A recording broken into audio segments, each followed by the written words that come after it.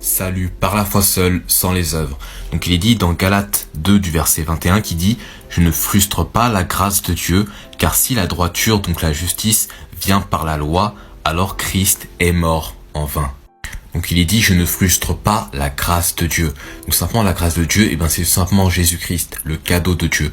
Parce que nous sommes sauvés par grâce, par le moyen de la foi en le Sauveur Jésus-Christ. Et cela pas de vous-même, c'est le cadeau que Dieu nous donne.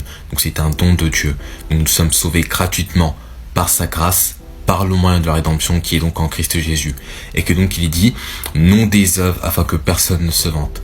Donc simplement, c'est pour cela qu'il est dit, je ne frustre pas la grâce de Dieu. Et que donc il est dit après, car si la droiture, donc la justice, vient par la loi, alors Christ est mort en vain.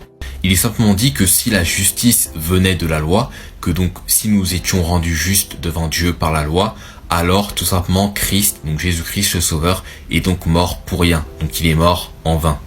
Et donc la justice de par la loi, c'est le fait d'être trouvé juste devant Dieu. Donc d'être vu juste quant à la loi de Dieu. Donc d'être sans péché devant Dieu.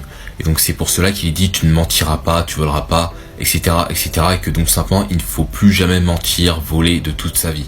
Or cela n'est pas possible parce que tout simplement il est dit car personne ne sera justifié devant lui, donc devant Dieu, par les œuvres de la loi, car c'est la loi qui donne la connaissance du péché, donc qui donne la connaissance de la transgression de la loi de Dieu. Que donc nous devons comprendre que donc nous avons déjà menti, nous avons déjà volé, et donc nous avons fait aussi pire que de mentir et de voler. Et que donc ce n'est pas la bonne solution. Et que donc simplement si ça venait de cela, donc si ça venait de la justice de par la loi, alors Christ serait donc mort en vain. Et que donc simplement ça viendrait justement de par la loi. Mais comme je l'ai dit avant, cela n'est pas possible. Et que donc c'est de par la justice de la foi seul en le Sauveur Jésus-Christ, en ce qu'il a fait à la croix pour nous sauver de l'enfer, que donc nous sommes réellement justifiés.